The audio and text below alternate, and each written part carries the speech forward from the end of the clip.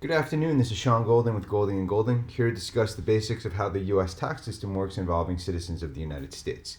From a baseline perspective, a US citizen is going to be taxed on their worldwide income. They're going to have to report their global assets to the US government, whether or not they live in the US or not. Little bit of background. So you have residents and non-residents. Non-resident alien versus a non-resident citizen is different. So let's take a step back. If you're a U.S. citizen and you live outside of the U.S., you're still a U.S. citizen. So for tax purposes, it doesn't matter that you're not a per se resident because the U.S. doesn't follow a resident-based taxation system. It follows a citizen-based taxation system for individuals. So what does that mean? Most countries, you're a citizen of that country. If you live outside of that country more than 183 days, then you're not a resident of that country, and the tax rules are different. That country is generally not going to tax you on the worldwide income because you're not a resident, even though you're a citizen of that country. The U.S. has their own way of doing it. You're a citizen, so golly gee, you're going to pay tax on all the money you earn everywhere around the world. It doesn't really matter. When you're a non-resident alien of the United States, that's the technical term. And what that means is you're not a U.S. citizen, you're not a legal permanent resident, you're not a foreign national who meets the substantial presence test or who does and doesn't qualify for one of the exceptions. If you're not in any one of those categories, the U.S. generally only taxes you on your U.S. sourced income. So if you're a non-resident alien, you live outside of the U.S., U.S. has no basis to tax you unless you've got some U.S. sourced income. Okay. When you're a U.S. citizen, the U.S. taxes you on your worldwide income. In other words, you're a U.S. citizen, you live in country F, and you earn income from country G, H, and I. None of it is U.S. sourced. That doesn't matter from the U.S. tax perspective. Why? Because you're a U.S. citizen. U.S. taxes you based on the fact that you're a U.S. person. A U.S. citizen is one of the three categories for U.S. person, so by default, you're taxable on your worldwide income.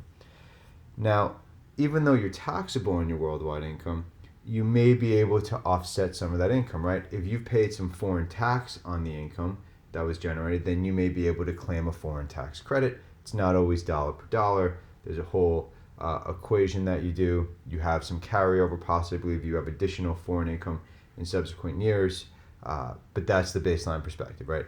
If you pay tax in another country, you may be able to claim credits. It may not meet the full bucket of what you need, so you may still owe some tax, or you may have paid more in the foreign country than you would have to pay in the U.S., and you may be able to have it carried forward to use in subsequent years on foreign income.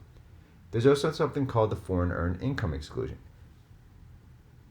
The foreign earned income exclusion basically says if you meet the qualifications of U.S. person, you live outside of the U.S. Either 330 days under the physical presence test, or you meet the bona fide residence test. It doesn't have to be 330 days, by the way, in 1 year. It doesn't have to be January to December, okay? Just something to keep in mind.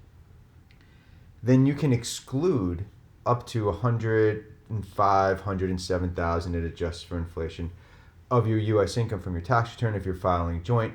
Each spouse or partner can do that as well. And there's something called foreign housing exclusion. So depending on what your foreign housing is like, you may be able to claim some deductions, but you can't double dip, in addition on Schedule A, let's say, things of that nature. So even if you're a U.S. person, if you live outside of the U.S. and you qualify, your tax liability may not be so bad. So that's a good thing.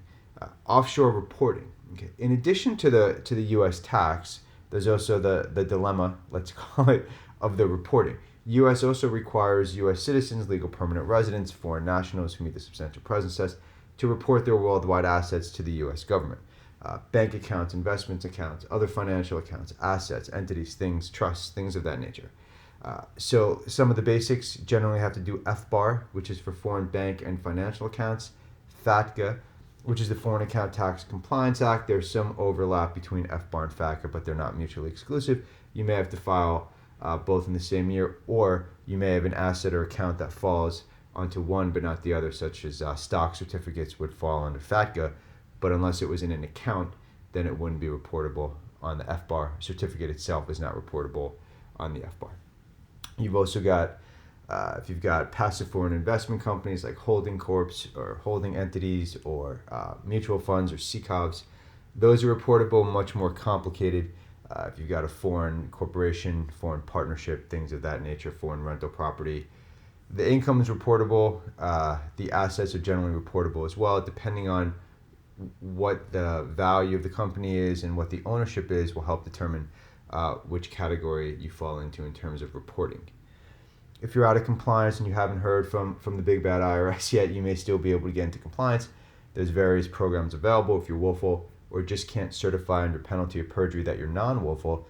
VDP, or the Voluntary Disclosure Program, would be great. It is for both domestic and offshore. They got rid of OVDP in 2018, but then they expanded VDP, which is the traditional version of the program.